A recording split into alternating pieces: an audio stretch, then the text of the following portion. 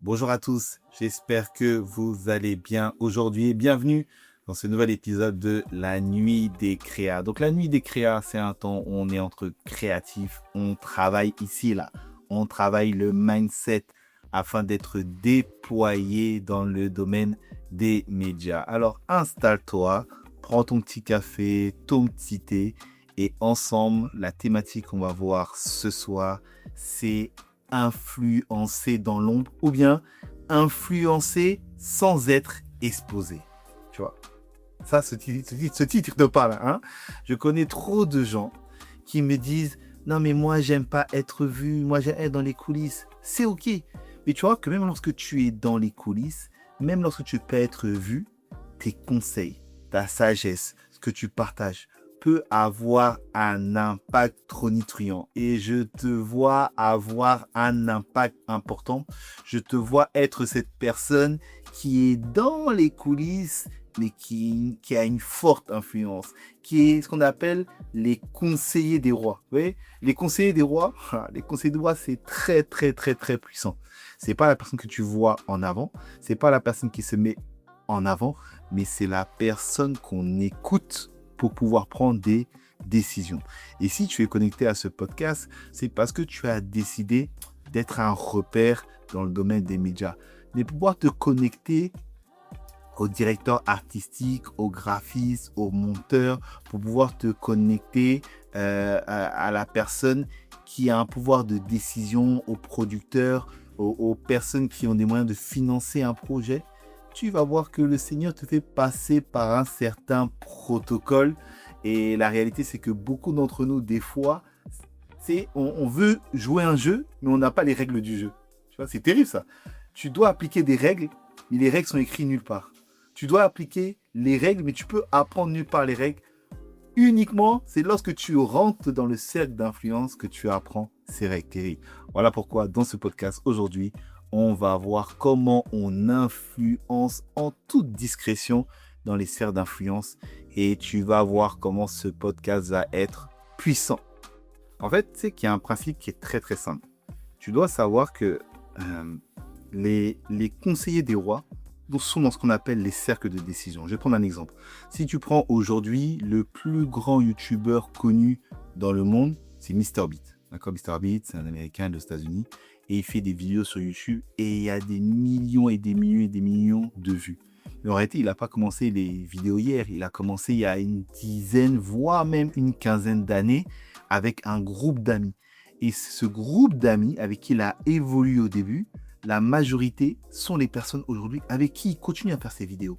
Et même si aujourd'hui, il est millionnaire ou multimilliardaire, même si aujourd'hui, il y a les plus grandes personnes qui sont compétentes dans le domaine de YouTube Ads, dans le domaine de la publicité, dans le domaine du marketing, dans le domaine de la création de contenu. Il peut travailler avec n'importe quel monteur, n'importe quel stratège marketing.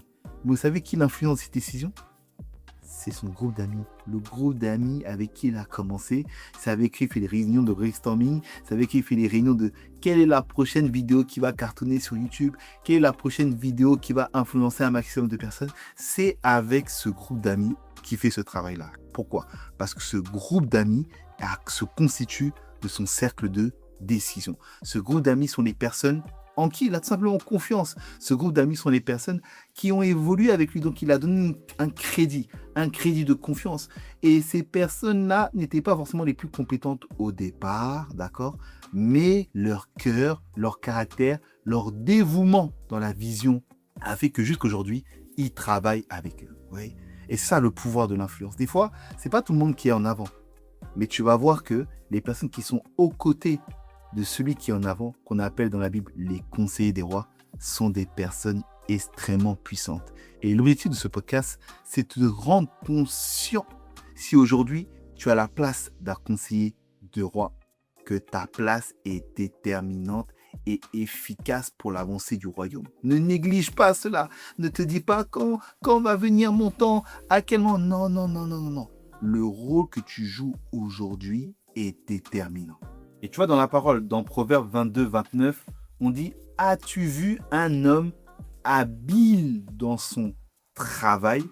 Et on dit que l'homme habile dans son travail se présentera devant les rois, sera présenté. En fait, lorsqu'il y a une compétence qui te distingue, ça peut être une compétence, ça peut être aussi un trait de caractère, un lien que tu as avec la personne.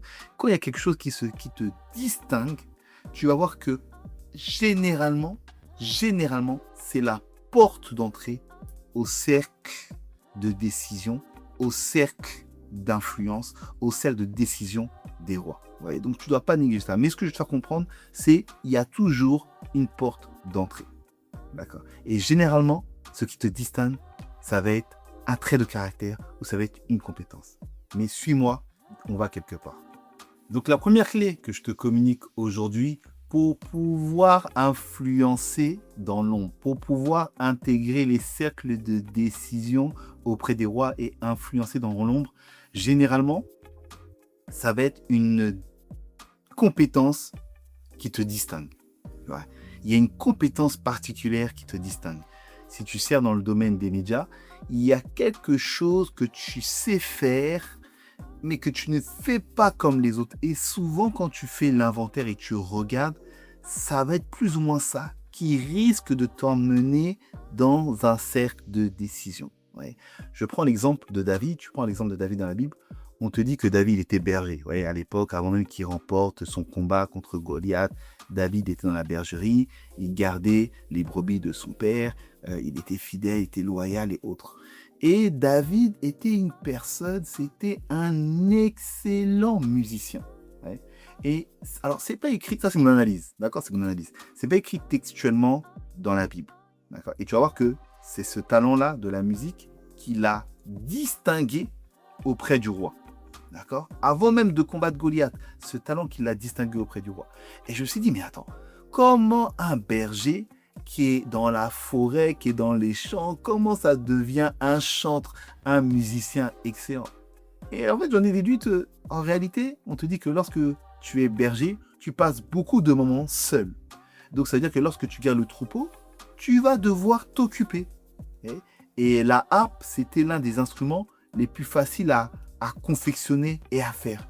Et c'est dans ces moments-là que David a développé cette expertise de jouer de la musique, de jouer de la harpe. Vous voyez, il a dû passer des heures et des heures. Il a dû passer des heures et des heures à s'entraîner. Il a dû passer des heures et des heures. Et c'est à ce moment-là qu'il a développé son expertise. Donc toi qui aujourd'hui, il y a une saison pour tout. Il y a une saison pour apprendre toutes choses. Et aujourd'hui, je te dis, mais là, je suis en pause au niveau du travail, j'ai telle période de congé, ou j'ai pas encore d'enfants, j'ai pas encore de nuit blanche. Mais ça veut dire que c'est le temps et c'est le moment pour développer une expertise. Parce que c'est cette expertise qui va te distinguer et cette distinction va te faire rentrer dans le cercle des décisions d'un roi. Ça commence par là. La dernière fois, je parlais avec un jeune frère et puis il me disait, il avait fait un accident. Et puis du coup, il était en arrêt de travail. Et comme il était en arrêt de travail, bon, c'était pas bien grave. Et je lui ai dit, mais c'est le moyen, c'est la meilleure opportunité pour toi aujourd'hui de maintenant apprendre l'IA. Et on dit, on n'a pas le temps, l'IA, ça va trop vite, ça va trop vite. Mais là, maintenant, tu es chez toi. Tu peux pas sortir. Tu peux pas bouger. Tu dois reprendre le travail dans quelques mois. C'est même pas quelques semaines, quelques mois. Mais profite de ce temps pour être excellent et apporter une nouvelle compétence parce que c'est ça qui va te distinguer demain. Vous voyez, c'est ça qui va te distinguer demain. Tu n'influences pas juste parce que... Non, tu vas influencer parce que déjà de toi, il s'est distingué quelque chose. Décide, toi qui es dans le domaine des médias, de regarder dans ton domaine si tu apprends telle chose. Est-ce que ça fait la différence? Si tu es un monteur et puis tu apprends à faire d'une benchmark, à faire à regarder des références sur des plateformes que tout le monde ne regarde pas pour développer des idées que tout le monde n'a pas, fais-le. Si tu décides aujourd'hui d'apprendre tel ou tel logiciel, ouais, c'est vraiment un mindset. Si tu regardes, on te parle des joueurs de foot, on te parle des musiciens, parce qu'on est dans des métiers créatifs et artistiques. On te dit que, on va prendre le groupe des Beatles, ouais, les fameux groupes des Beatles. On dit, les Beatles, ils sont partout dans la presse et tout, phénomène mondial. Mais les gars, avant d'être connus, là, dans leur vie à Hambourg, là, ils ont joué des heures et des heures dans des caves, des heures et des heures dans des lieux où il n'y avait personne. Jusqu'à ce qu'un jour, ils connectent à la bonne personne. Donc toi qui m'écoutes aujourd'hui, ne laisse pas ton don à l'état brut. Ne laisse pas ta capacité, ce que tu sais faire, à l'état brut. Expose, travaille, fais comme David. Exerce. Parce qu'en fait, quand tu fais ça, même si c'est dans un cercle d'influents restreint, même si c'est dans un cercle de personnes restreint, tu vas commencer à te faire une réputation. Tu vois. On va dire, mais le frère là, mais c'est vrai que lui, il fait souvent des mariages, il filme bien là. Ah oui, c'est ce frère-là, tu vois. Ça, tu commences à te construire une réputation. Moi, je me rappelle, j'ai commencé par faire du montage vidéo. Et j'avais pas d'ordinateur chez moi. Et donc, du coup, j'allais à l'église pour faire des montages vidéo. Et Dieu seul sait comment les montages vidéo, on met du temps. Et donc, du coup, je faisais des nuits blanches. Je sympathisais même avec les gardiens de l'église. On me laissait rentrer, on me laissait sortir. Je faisais des nuits blanches pour développer cette capacité. Oui, je faisais des nuits blanches pour développer ce talent-là. Sans savoir que ça allait me distinguer à un certain moment. Mais c'est la clé de l'exposition. L'exposition, le développement de cette compétence va te distinguer. T'apportes une réputation. Bon, on me dit, mais c'est le frère qui dort à l'église. Mais c'est le frère qui fait tout. C'est le frère qui sait faire. Ouais, on va te distinguer de manière particulière. Et ça va t'ouvrir une prochaine porte. Et on en parle tout de suite dans ce prochain point. Dis avec moi, deuxième clé. La deuxième clé que tu dois mettre en pratique pour influencer, même si tu es dans l'ombre, mais quand tu es auprès d'un roi, tu influences de manière puissante parce que tu as appliqué le deuxième secret. Le deuxième secret, c'est la clé de la recommandation. Tu vois. Là, on est dans les préambules. Avant de rentrer dans le cercle tech, toi, tu dis oui, je veux conseiller, je veux innover, je veux être force de proposition. C'est le mot ça. Je veux être force de proposition. Mais avant la force de proposition, distingue-toi par une capacité. Et tu vas voir, quand tu vas te faire une réputation, cette réputation va parler. Ouais. Regarde dans la Bible. 1 Samuel 16 à partir du verset 18. C'est un serviteur du roi, un serviteur de Saül qui parle.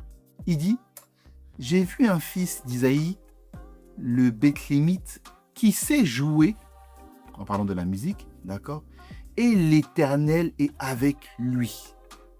Donc, pour le contexte, on te dit que le roi avait une problématique, il avait des esprits qui le tourmentaient, et puis du coup, on l'a essayé plein de choses, mais ces esprits ne partaient pas. Ouais.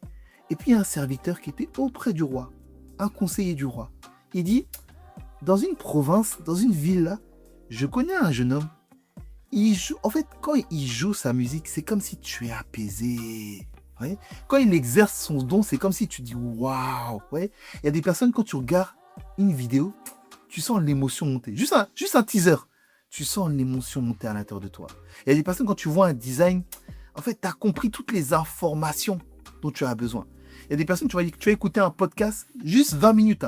Mais le podcast te booste toute la semaine. Vous voyez? Et c'est ça que David a fait. David a appliqué l'art de l'exposition pour développer une compétence. Et ensuite, cela lui a apporté une certaine réputation. Et cette réputation a permis qu'on puisse le recommander. Voilà comment un berger qui était dans les montagnes, isolé avec les brebis, voilà comment on l'emmène dans la cour du roi en lui disant « Petit, on sait que toi, quand tu joues de la musique, il y a quelque chose de différent. Pour le roi, là, est-ce que tu peux jouer un peu de la musique ?» Voilà pourquoi dans la Bible, on dit, lorsque David jouait, les esprits qui étaient sur Saül, en fait, étaient en train de le quitter. Oui. La compétence que tu as aujourd'hui, le savoir-faire que tu as aujourd'hui, en fait, c'est pour ça qu'on dit, c'est important, tu vois. C'est important, même si quand tu as une compétence, hein, c'est important d'avoir des bonnes relations avec les gens. Ouais. Moi, il y a des choses que j'ai appris par l'expérience. Des fois, tu dis, ah, vas-y, moi, je sais faire ça, je m'en moque, j'avance, etc., etc. Mais en fait, on est un peu interdépendants. Donc, si tu n'as pas de bonnes relations avec les personnes qui sont autour de toi, parce qu'en réalité, quand on travaille dans le domaine des médias, le monteur travaille avec le graphiste travaille avec le chef de projet travaille avec le producteur travaille avec un pasteur qui va valider. Ouais, il y a plusieurs étapes, mais tu dois comprendre l'écosystème dans lequel tu te trouves. Ouais, tu dois comprendre l'écosystème. Et si quelqu'un, un serviteur du roi, a recommandé David qui était tout le temps isolé avec ses brebis, hein, le berger tout le temps isolé, ça veut dire que lorsqu'il était plus avec ses brebis et venait un peu dans le cadre social, c'était quelqu'un quand même un peu de sociable. C'était quelqu'un qu'on pouvait quand même un peu aborder. Hein. Je sais que je suis en train de toucher quelque chose là. Hein. C'était quelqu'un qu'on pouvait au moins un peu aborder, à qui on pouvait au moins un peu parler, avec qui on pouvait un peu au moins discuter. Et ça, c'est une clé puissante. Les personnes, tu sais, pour arriver dans le cercle que tu dois arriver, ça fonctionnera toujours par la loi de la recommandation. Et ça, c'est une clé puissante, tu vois. Souvent, on dit, dans le domaine des médias, les agences de production, les agences de publicité, 85% des embauches se font sous le biais d'une recommandation. Pas sous le biais d'un CV spontané. Pas sous le biais d'une personne qui a une compétence extraordinaire. À 85%, ça va être une recommandation. Les gens veulent toujours placer leurs gens. Oui, parce que tu sais que quand tu places quelqu'un que tu connais, il y a des points liés à la loyauté que tu n'auras pas besoin de gérer. Il y a des points liés à la fidélité que tu ne seras pas en alerte. En fait. Pourquoi ? Parce que tu as confiance en la personne. Tu as confiance en la personne. Et des histoires comme ça, il y en a énormément. Là, je parle de David, mais tu vas voir Joseph, pareil. Joseph, lorsqu'il était en prison, Pharaon faisait un rêve qu'il n'avait pas à interpréter. Joseph n'est pas arrivé dans le rêve de Pharaon. Je suis Joseph, j'ai la compétence, j'ai la capacité de pouvoir traduire les rêves. J'arrive, Pharaon. Non. C'est parce que Joseph, quand il était en prison, il a interprété le rêve d'un prisonnier. Hein, et ce prisonnier était l'un des serviteurs de Pharaon. Donc, du coup, lorsque Pharaon a fait un rêve, ce prisonnier-là s'est rappelé que, quand j'étais en prison, là, il y avait quelqu'un. La clé de la recommandation. Bon, toi, je te pose la question aujourd'hui. Avec tout ce que tu sais faire là, hein, ta compétence technique, ta direction artistique, ta créativité que tu as aujourd'hui là, qui te recommande ? La question, c'est ça en fait. La question, c'est qui peut me recommander ? Si personne ne peut te recommander, j'ai une mauvaise nouvelle pour toi. Tu n'entreras jamais dans un cercle de décision et d'influence. Non, c'est impossible. Vous voyez, c'est des étapes clés. C'est le protocole. Hein, le protocole divin pour briller. Non, c'est une étape qui est importante. La compétence, oui, j'ai compris. Mais la compétence doit pouvoir créer un environnement favorable autour de moi pour pouvoir rentrer maintenant dans la partie recommandation. Parce que là, tout ce qu'on a dit là, je suis même pas encore auprès du roi.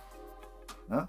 Je suis même pas encore auprès du roi. Ou si je suis auprès du roi, c'est que je suis quand même dans un loin. Ouais. David, on dit, bon, là, le roi est fatigué, là. Ouais, joue un peu de musique, là. Joue un peu de musique, comme ça ses esprits vont partir. Et puis, comme ça. Et puis David joue. Et puis, c'était ça son rôle. Hein. Il était dans le palais, mais c'était que ça son rôle. Hein? Il était ni sur le trône, il avait rien fait. C'était que ça son rôle. D'accord. Mais ça l'a amené quand même quelque part. Hein? Dis avec moi la puissance de la recommandation. Hein? C'est ça, la puissance de la recommandation. Donc maintenant que tu as compris ces deux premières clés, généralement, elles te font rentrer maintenant dans le cercle de décision. Ouais. Tu n'influences pas encore dans l'ombre, mais tu es au moins rentré dans le cercle. Ouais. Moi, je me rappelle, je t'ai raconté l'anecdote de quand je dormais à l'église et autres. Et dans mon église locale, un jour, une femme pasteur, je bénis Dieu pour sa vie, elle m'a appelé.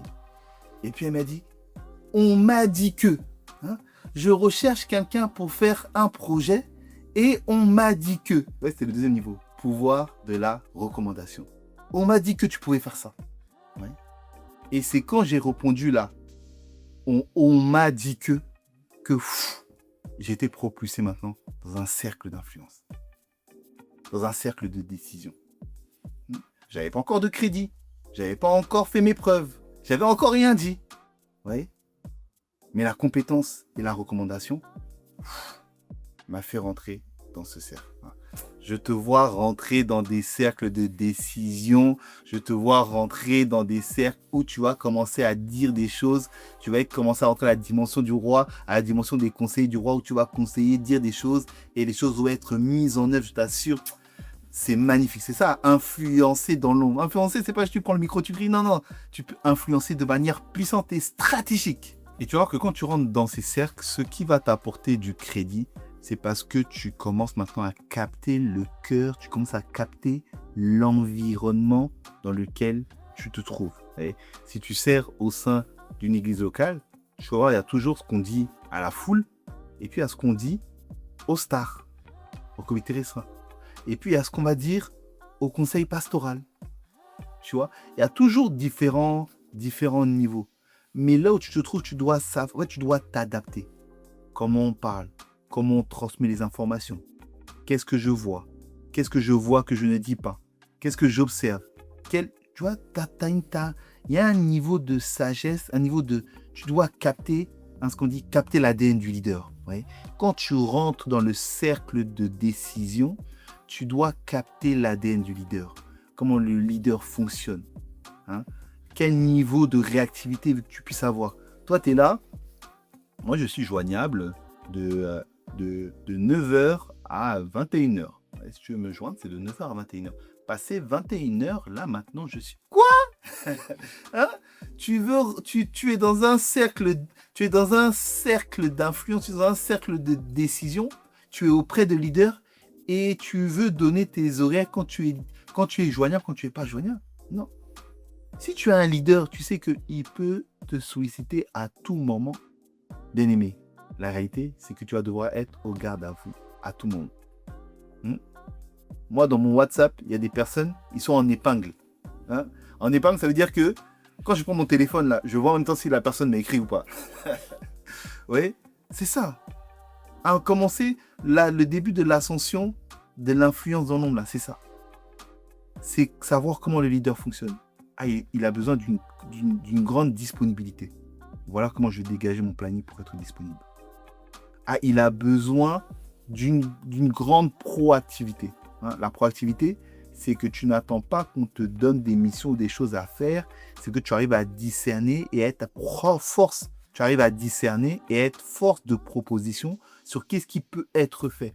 Et dans ce qui peut être fait, même s'il y a beaucoup de choses qui sont jetées à la poubelle, même si on en garde 1%, tu augmentes ton taux de crédibilité. Tu augmentes ton taux de crédibilité. Et moi, c'est ce que j'ai toujours fait. Ouais. Moi, j'ai toujours fait. Dès que je suis rentré dans le cercle de décision d'un leader, j'ai toujours cherché à proposer.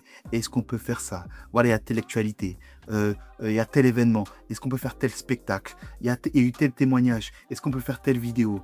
Il y a eu tel événement. Est-ce qu'on peut faire telle campagne de communication? Il y a tel projet. Est-ce que tel outil IA peut répondre à ce projet? C'est ça, en fait. Tu vois, dans le livre de Philippiens 2-3, on dit que chacun d'entre vous, avant de considérer tes propres intérêts, considère l'intérêt de l'autre. Et quand tu travailles aux côtés du leader, c'est ça qui est important. Tu ne dois pas regarder à ce que moi je vais devenir, ce que je vais développer, ce que je vais donner comme idée, ce que je vais apporter. Non. Tu dois regarder à l'intérêt du leader. Et c'est pour ça que dans les entreprises, dans le milieu des médias, on te parle beaucoup de l'écoute active.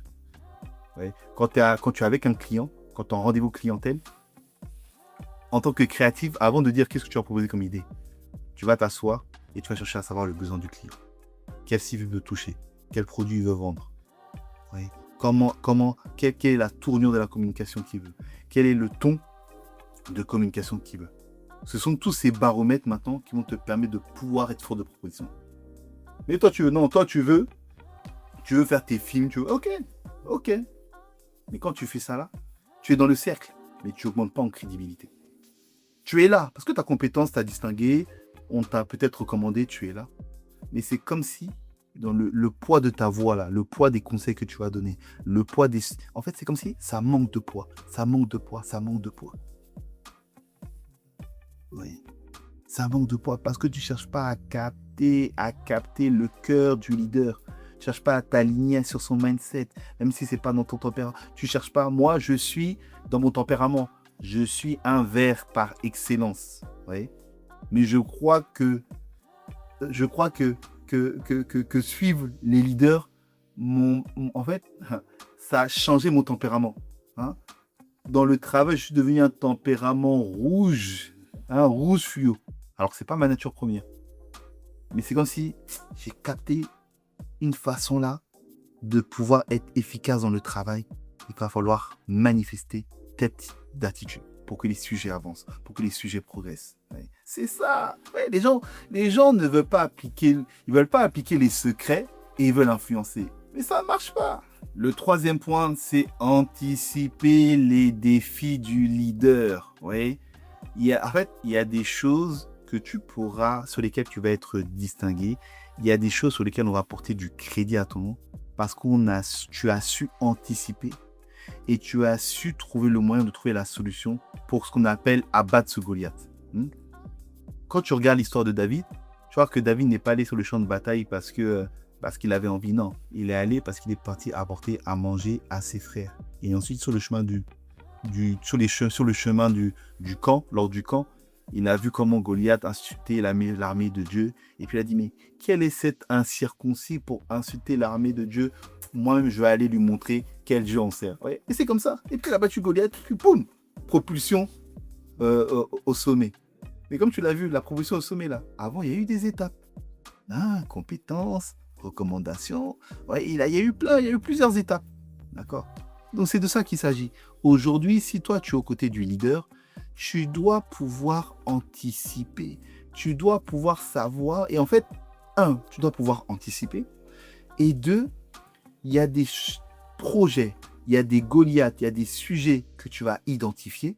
Mais la vérité, c'est que toi-même, tu vas devoir t'auto-former pour pouvoir répondre à ces problèmes. Ouais. Moi, j'ai jamais eu l'intention de faire des spectacles. Oui. Mais la première fois que j'ai fait un spectacle, la première fois que j'ai fait une direction artistique, c'est parce que j'étais aux côtés d'un leader qui devait produire un contenu artistique. Et je me suis dit, je vais me donner les moyens de pouvoir abattre ce Goliath-là. Je vais me donner les moyens de pouvoir surmonter cette montagne-là. Oui. Donc, la manière d'anticiper, c'est que tu vas commencer maintenant à anticiper, mais en fait, tu vas plus regarder les clips comme tu as l'habitude de regarder. Tu vas plus regarder les spectacles comme tu vas regarder. Tu vas plus, je me rappelle, j'allais voir même des spectacles sur Paris pour voir un peu comment ça se passait, les mises en scène, les enchaînements, les transitions et tout. Je m'équipais pour pouvoir dire là, voici le Goliath que je vais abattre. Voici le challenge que je vais accomplir. Et c'est ça. En entreprise, on recrute des personnes, non seulement à cause du réseau de la recommandation, mais une fois maintenant qu'ils sont là, les personnes qui vont se distinguer. Parce que là, une fois que tout le monde est là, tout le monde est dans le cercle, on est dans le cercle. Ok, comment on se distingue? On se distingue parce qu'on l'anticipe des challenges et on se donne les moyens de résoudre. Il y a plein de personnes qui disent, oui, il y a tel problème, tel challenge. Oui, ça on sait, mais comment on y répond? Certains sont devenus consultants IA tout simplement parce qu'ils ont vu qu'apprendre l'IA allait répondre à tel ou tel challenge. Certaines personnes sont devenues formateurs en installation de podcasts tout simplement parce qu'ils ont travaillé auprès d'un leader qui voulait faire un projet et ils se sont dit, moi, je veux me donner les moyens pour que mon leader puisse accomplir ce projet. Ouais. Et quand tu appliques ce secret-là, j'ai parlé tout à l'heure, tu augmentes le crédit. Et quand ton taux de crédit est augmenté, maintenant quand tu parles, tu es au contact du leader, tu es dans le cercle du leader. Mais quand tu parles, on ne t'écoute pas de la même manière. On l'apporte du crédit sur ton nom. On dit, si Kevin il dit ça, c'est peut-être à cause de ça. Oui. Et donc du coup, tu vas voir que les mêmes propositions que tu faisais avant, qu'ils ne passaient pas, comme ton crédit... c'est trop fort, merci Seigneur. Comme ton crédit augmente, les propositions que tu fais qui ne passaient pas, là, on va un peu plus t'écouter. Ouais. Moi, aujourd'hui, par la grâce de Dieu, des fois, imagine un culte qui est retransmis devant des milliers et des milliers de personnes. Par la grâce de Dieu, j'arrive aux côtés du leader à proposer. Et si le message, on le faisait avec ces illustrations? Et si on parlait de telle anecdote? Ah, mais si on faisait tel spectacle? Ah, si on faisait telle mise en scène? Ah, si on faisait telle émission? Ah, si on abordait tel thème? Hein? Et puis on va dire, ah oui, ah, tel producteur, on l'écoute. Mais on l'écoute pas comme ça, non, non, non. Il a suivi toutes les étapes, hein, de ceux qui influencent dans l'ombre. Il n'est pas toujours en avant. On ne le met pas toujours au devant de la scène. Ça, c'est pas le cas pour tout le monde. Mais ce qui est sûr, c'est qu'il y a eu un process. Ce qui est sûr, c'est qu'il y a eu un procédé. Et je te vois suivre le process et le procédé sans manquer les étapes au nom de Jésus. Donc, Matthieu 23, à partir du verset 12, dit « Quiconque s'élèvera sera abaissé, mais quiconque s'abaissera, on l'élèvera. » Donc ça demande quand même un niveau d'humilité, de se dire je vais influencer, je vais faire en sorte que mes choix soient pris en compte, que mes idées soient prises en compte, que mes propositions artistiques soient prises en compte, que mes idées de production soient prises en compte. Oui, mais avant ça, il y a un protocole à suivre. D'accord? Il y a un protocole à suivre. Distingue-toi par une compétence dans le secret, travaille pendant que personne ne te regarde, développe quelque chose que quelqu'un ne sait pas faire. Vous voyez? Je répète, développe quelque chose que quelqu'un ne sait pas faire. Optimise ton temps, optimise tes vacances, optimise tes nuits, optimise tes week-ends. D'accord? Parce que cela va créer autour de toi une certaine réputation. On va dire, ah, mais en fait, je connais quelqu'un. Et cette réputation va amener à la deuxième étape, c'est de la recommandation. Vous voyez, comme le serviteur de Saül, il va dire, dans cette ville-là, je connais quelqu'un. Je connais quelqu'un qui maîtrise l'IA. Je connais quelqu'un qui sait faire des podcasts. Je connais quelqu'un qui sait faire des prises de vue. Je connais quelqu'un qui sait faire du design. Je connais quelqu'un qui sait faire des visuels. Je connais quelqu'un qui sait faire des montages vidéo. Je connais quelqu'un. Et ces deux premières étapes vont te faire rentrer dans un cercle très restreint aux côtés du leader. Mais maintenant, pour pouvoir influencer les choix du leader, pour pouvoir avoir un impact, parce que c'est toi qui parles les conseils des rois, tu parles à l'oreille du roi. Mais pour arriver maintenant à ce domaine, il va falloir que tu apportes du crédit. Tu mets du crédit sur ton nom. Mais pour pouvoir mettre du crédit sur ton nom, il n'y a pas de recette magique. Tu dois pouvoir discerner le cœur du leader.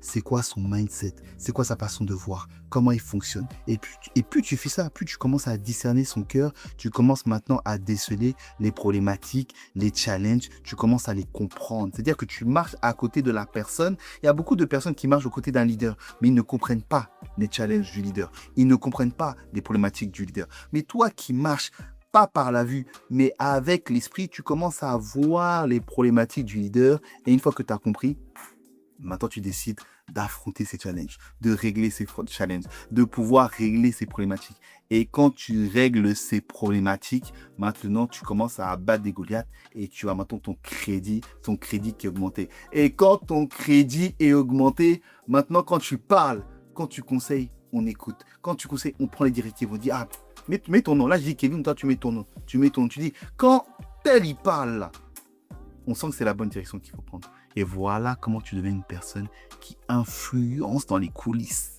Qui influence. On te dit les plus grands hommes politiques, les plus grands chefs d'État, le plus grand youtubeur aujourd'hui à l'heure actuelle, ils ont tous un réseau de personnes, un cercle restreint qui influence leurs décisions. Tu penses que c'est eux qui sont là, ils choisissent tout, ils disent tout. Non, non, non.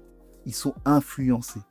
Et ils sont influencés par des personnes dont ils ont confiance, dont le crédit, dont le poids, dont la voix a du poids. Cette année, je te vois avoir une voix qui a du poids, hein? Pas juste une intelligence, une voix qui a du poids. Donc voilà ce qu'on a vu aujourd'hui dans ce podcast magnifique. Ah, je sens que quelqu'un a été touché ce soir. Je sens que quelqu'un a été touché cette nuit, dans la nuit des créas. Influencé dans l'ombre, influencé dans les coulisses. Tu vas voir que lorsque tu appliques ce protocole, tu deviens terrible et dangereux. Sans micro, sans pupitre, mais un pupitre invisible. Un pupitre invisible qui te permet de pouvoir parler et influencer une multitude. Voilà, c'était tout pour cette vidéo. J'ai passé un excellent moment. J'espère que toi aussi.